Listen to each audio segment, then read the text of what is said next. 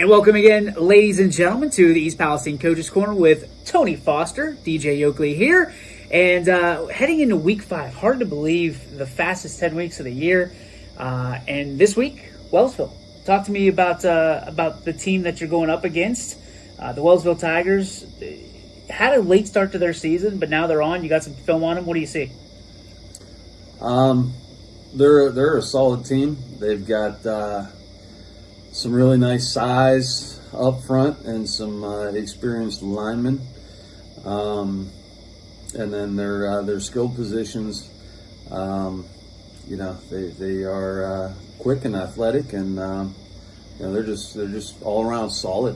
They're going to be a tough task for us. Same Moose Ramsey team you're used to seeing. You said athletic, fast. I mean, that's usually the MO down in Wellsville. Yeah, Moose does a great job with those guys. They're always well coached, fundamentally sound, and they play hard. I mean, they get after it, and they're very physical. So it's he does a fantastic job with them. Let's talk about our guys. Obviously, still looking for that first win of the season, but progression has been taking place. You've seen some guys stand out. I saw a statistic today. Some leading categories, top 3 in 3 different categories for the Bulldogs. Are those kind of little nuggets that you take away from the season? No.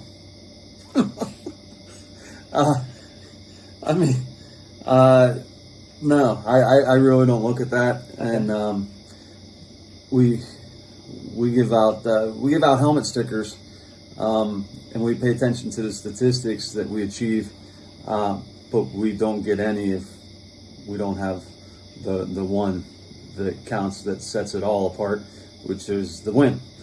So we can make improvements, and we can do those things.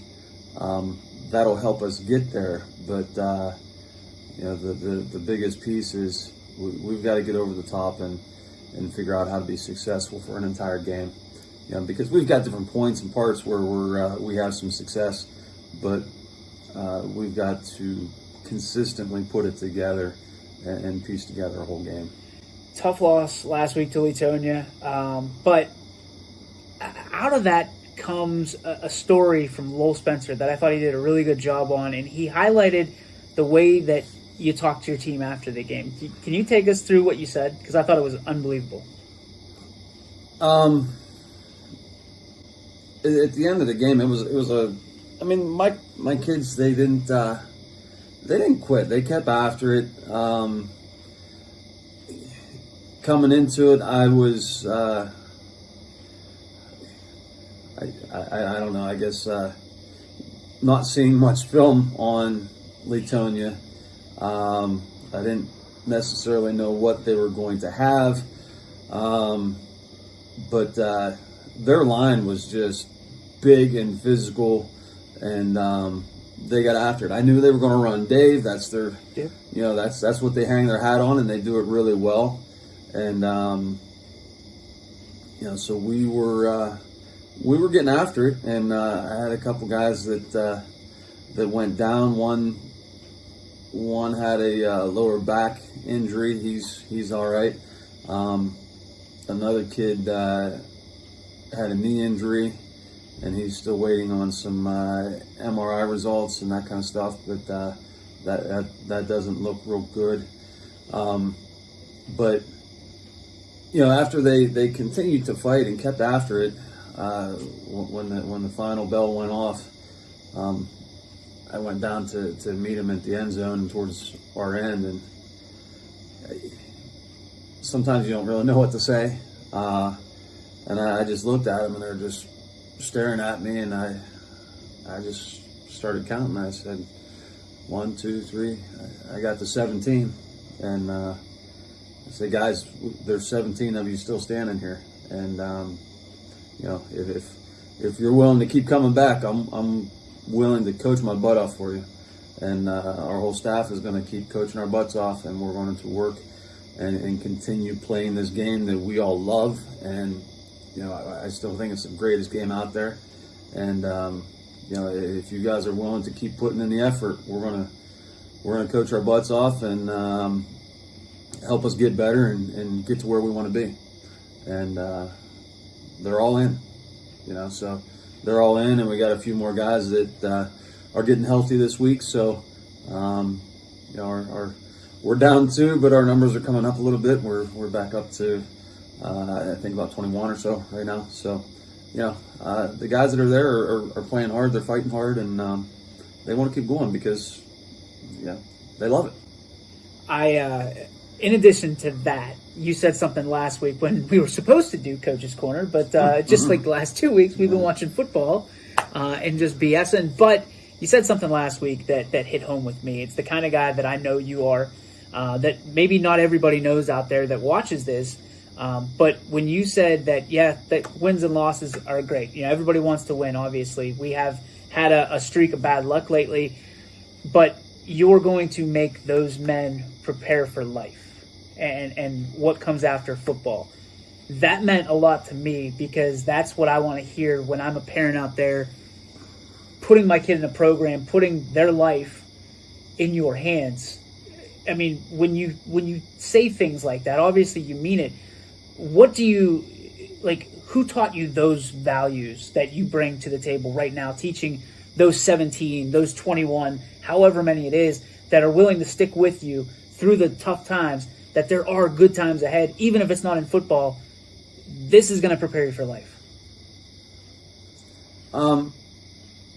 You pick up those things along the way, starting from my parents and grandparents and growing up on a farm and the values and the hard work, to coaches that you played under and coaches that I've coached with. And there's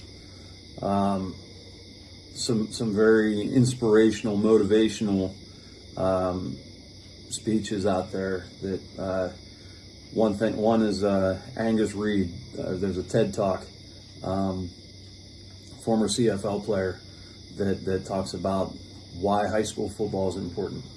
And he doesn't matter the football aspect, the fact that he can shake somebody's hand and has a firm handshake and look them in the eye and has the confidence to stand before these people and speak. And he goes through the story of how he was kind of a lost 10th grader, a 15-year-old, just trying to find his way. And football gave him a place where he could belong and a place where he could believe in himself and find success. And he continues to go on. He talks about another kid that, was morbidly obese and homeless, and the coach asked him to play football, and he comes out and he plays, and he's not going to go pro. He's not going to do anything in football, but he says that football quite literally saved his life, gave him that sense of belonging, and he's going to go into social work so that he can give back and help other people. So you hear different stuff like that, and which I recommend. If you get a chance, Angus Reid TED Talk, it's pretty good. And then just this Coach McCurdy at Hilliard Derby, I coached under him and saw him go through some tough times, and you pick up on stuff that guys say and what they say to teams in similar situations, and you just kind of, it's all part of the package. You pull from it from everywhere, and Coach Yeagley, and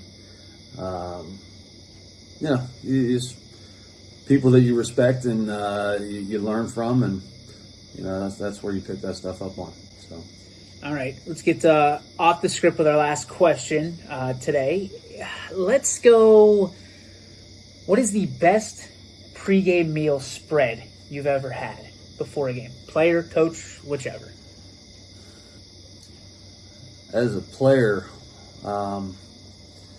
we played at Defiance College, and we're out in Northwest Ohio, and there's nothing around. Hope I don't offend anybody from around Defiance, Ohio. Yeah, they're all tuning in. Anyway, Defiance College is out there, and we make this road trip from W&J, and they basically rented out this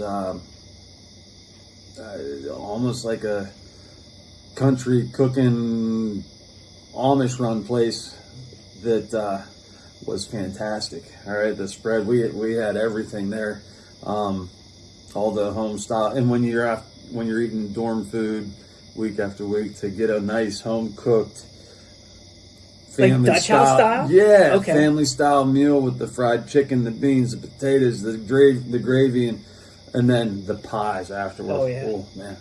Lyman loved the pies. So that was one of my favorites in college that I remember. Well, and even probably my favorite one comes from at the end of football camp in college, Mrs. Sleva from Stowe Rocks. She had 2 sons that played on the team. They'd invite us to the house. The whole D-line would go to the house, and she would have holupkis, a roaster loaded full of holupkis. All right, so explain what that is. Stuffed cabbage. Oh, it was awesome. Stuffed cabbage, corn, butter just dripping off of it, mashed potatoes, Permane Brothers bread. Oh. Yeah, it was fantastic. I was able to achieve the nickname of Holupki. That was your nickname? Yeah, I got the nickname of Holupki. Any high school spreads? I threw back a few. I mean, high school is a little bit tougher to come by. We never had it when I was in high school. Everybody that helps us out with the team feeds and the team meals. Nice They're play. Awesome. All right, it's fantastic. That's how it's done right there. We really appreciate the support, and the kids enjoy each one.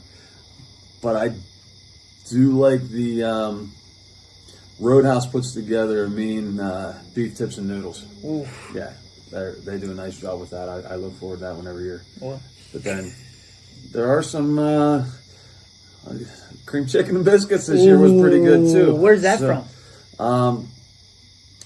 That was a East Palestine Football Mothers